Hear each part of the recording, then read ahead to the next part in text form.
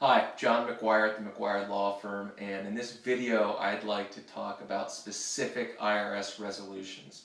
So specific resolutions in regards to an IRS matter or an IRS debt. So if you were to owe money to the IRS, a resolution may be an installment agreement, which is basically, look at it as a loan from the government and you are making a monthly payment to satisfy the amount of a tax debt. While you are making payments on that installment agreement, given that you are complying with the terms of the agreement, there is an automatic stay of enforcement, so the IRS cannot levy a bank account or garnish wages, but penalty and interest do accrue. It is important, though, to know that when you establish that installment agreement, it cuts the failure to pay penalty in half, which is a benefit to the taxpayer because less penalty will be assessed.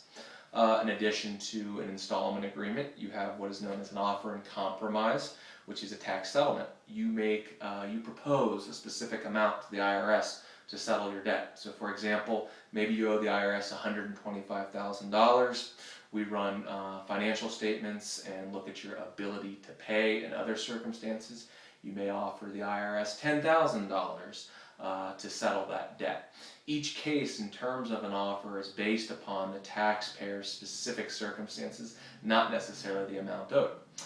There's also a status called currently non-collectible, whereby the IRS agrees to not enforce collection of the debt through a bank levy or wage garnishment, but the collection statute runs. That typically will last for a period of 12 to 24 months, and the IRS will eventually request an updated financial statement to see if your ability to pay has potentially changed or increased.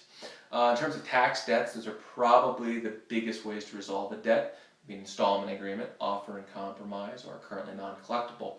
There are other options too, depending upon your circumstances, such as an injured spouse or an innocent spouse. You could request a penalty abatement to help lower the tax debt as well.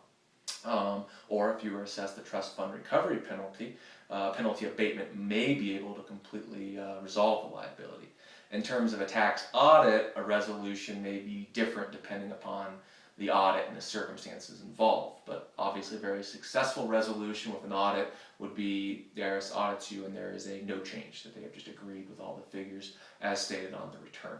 Or if the IRS has issued a notice of deficiency after an audit, a resolution could likely be negating a certain portion or all of the additional assessment that the IRS has proposed. We've resolved a number of tax issues and matters for individual and business clients. Please feel free to give our law firm a call. We do offer a free consultation to all potential clients. Thank you very much.